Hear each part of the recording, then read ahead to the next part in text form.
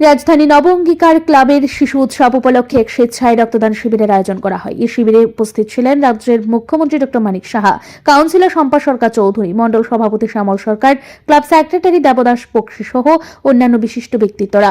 স্বেচ্ছায় রক্তদানের গুরুত্ব তুলে ধরে মুখ্যমন্ত্রী ডক্টর মানিক সাহা বলেন, ত্রিপুরার মানুষ এই ধরনের কর্মসূচিতে অন্যান্য রাজ্যের তুলনায় অনেকটাই এগিয়ে এসেছে। তিনি জানান, আগের দিনগুলোতে মানুষের মধ্যে রক্তদান নিয়ে এক ধরনের ভীতি এবং ভুল ধারণা ছিল, তবে সময়ের সঙ্গে সঙ্গে এই ভয় কেটে গেছে। মুখ্যমন্ত্রী রাজ্যের ক্লাব ও সামাজিক সংস্থাগুলিকে এই ধরনের স্বেচ্ছায় রক্তদান কর্মসূচি ধারাবাহিকভাবে চালিয়ে যাওয়ার আহ্বান জানান। সভ্যতার যে একটা জায়গা, সেই স্থানে আমরা মাননীয় প্রধানমন্ত্রীজির আদর্শকে সামনে রেখে আমরা সেই কাজটা করার চেষ্টা করছি। আমরা চাই যে মানুষ খুশিতে থাকুক, আইনের শাসন থাকবে, কোনো সমস্যা হলে আমাদের কাছে আসবে।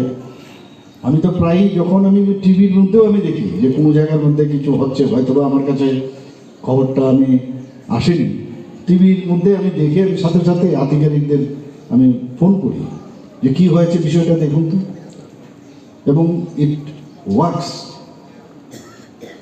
তো ইচ্ছে করে নিজের উপর নির্ভর করে যে আমি কিছু মানুষের জন্য করব কি করব না। সমস্ত মানুষ আমাদেরকে নির্বাচিত করেছে রিপ্রেজেন্টেটিভ হিসাবে। সবাই বিভিন্ন কাজে ব্যস্ত থাকে, কেউ চাকরি করে, কেউ চাকরি থেকে অবসরপ্রাপ্ত, ঘরের ভিতর মহিলারা যারা।